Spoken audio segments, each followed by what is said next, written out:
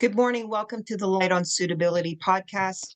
I'm your host, Elizabeth Comeau. I'm with our special and routine guest host, Michele Garfinkel, an attorney representing eligible parolees at their parole hearing. We are not being joined by Sean and Daryl. They couldn't make it. A couple of technical difficulties there. And I wanted to speak about today discipline, motivation, and dedication, not in that particular order and not necessarily mutually exclusive of anything else, but how those things are important to a grant of suitability. And that I find a trend in that my clients who have motivation, dedication, and discipline are the ones that are being found suitable for parole on a regular basis. And what do I mean by that? It really got me thinking about this concept, not only in speaking to my clients who get paroled and in just in general, as what's that magic formula? And I've heard lots of different theories on what the magic formula is. But since I started learning a second language, I realize how much work it takes to learn a language. And in learning a language, it's the same for anything that we learn. You need to have that motivation, dedication, and discipline. And really that includes consistency, repetition.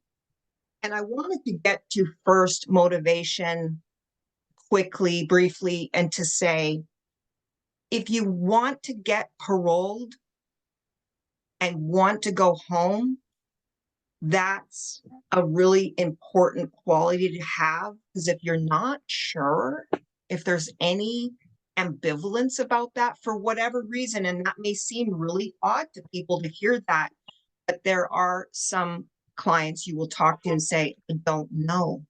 I don't know. I think I do. I'm not sure.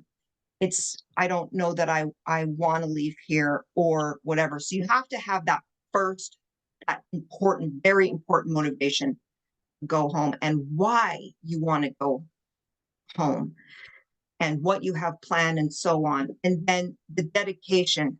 And once you have that motivation, which might be the easiest part, but then you've got to be dedicated to it. And that's where the repetition comes in, the dedication every single day and the discipline to get back to it every single day. Because what I hear from my clients is, well, I don't have a good memory. And then I'll ask them, well, what was your process in learning and trying to develop your system for becoming suitable? And they said, well, I read a book. I read this book. I went to this class. I said, but are you really applying it every single day and repeating it and writing it down and speaking about what you've learned with others and listening to people speak about it and going back to the class, redoing the class, rereading the books? And so just getting back to where I was with the language learning skills, you cannot learn a language in 3 weeks or 3 months. They may argue that you can. Some people sell systems, learn a language in 3 months. You can learn the language, but you won't be fluent or bilingual even closely to that without a long period of time. So when you just step into the process and go, but I read a book, but I stayed discipline free, and why didn't they find me suitable? Is because you haven't put that consistent effort into the process. And it really is a longer process than people think. Kind of jumbled up. I know that Michelle's going to tie this all back in for us and has some ideas to build upon what I'm saying, because she really likes the idea of consistency and also repetition as well. So I'm going to turn it over to her to see if she can add to build on what my thoughts were about the topic.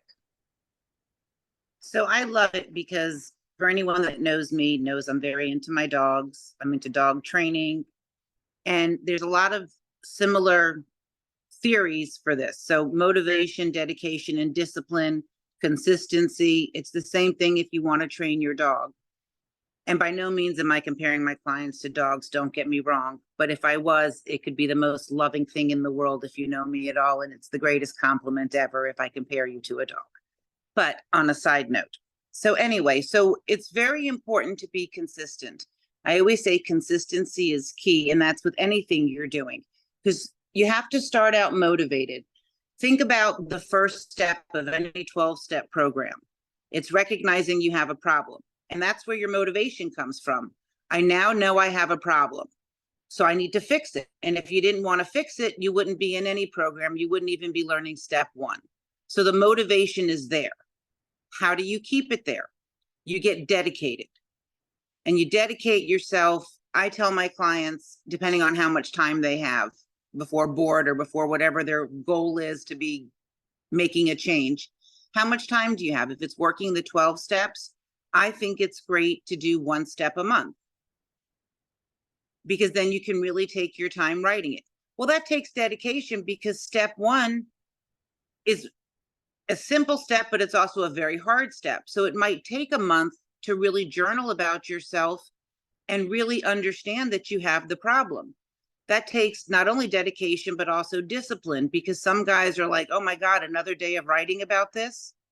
You have to be disciplined, because in order for you to get your end goal, you have to be consistent and you have to stay dedicated and disciplined, or else you're never going to reach your end goal, which is to rehabilitate yourself and recover.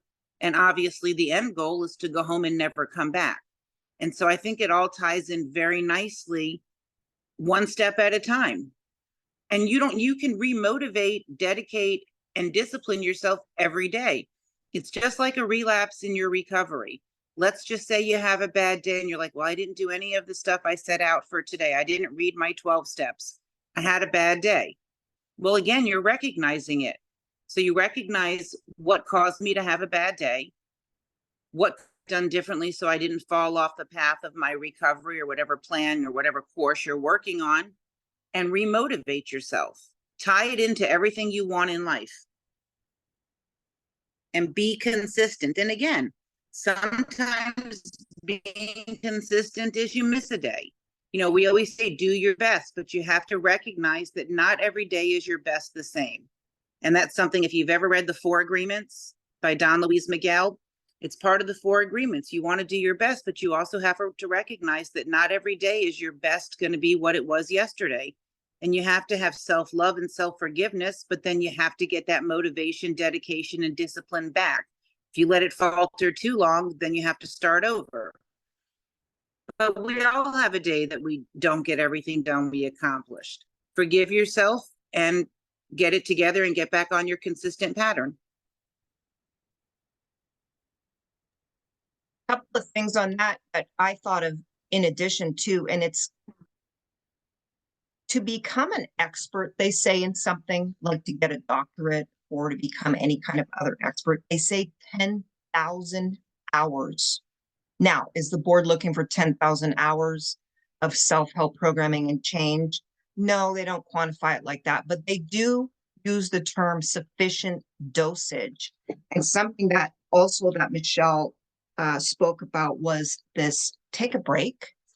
Because if you do it 7 days a week, I think the Bible has that expression about sharpening your stone or whatever. Because if you constantly are using the implement every day after day after day after day, you never take one day to sharpen that stone. And our brains actually take that day off to cement some of that learning, and the subconscious is sort of back there working on it, and it's using it in a way that you don't understand. And when you come back to it, you're really fresh and you're going to be like, wow, this is great. And when I'm saying 5 or 6 days a week working on your stuff, that's 1 or 2 hours per day of doing that. They say, for instance, getting back to the language learning, or even back to puppy training is even a better example as well. But that is 100 hours minimum to 200 hours just to go from zero knowledge of a language